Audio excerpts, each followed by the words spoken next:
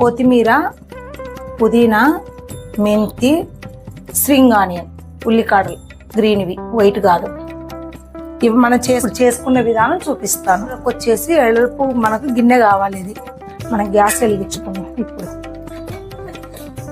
ఎంత ఎడల్పుది అయితే అంత మనకు ముక్క చిక్కకుండా ఉంటాయి. మనం బట్టర్ ఇప్పుడు కొంచెం పల్లీలు ఉన్నాయి. చేపల పులుసు కొంచెం ఎక్కువ పడుతుంది.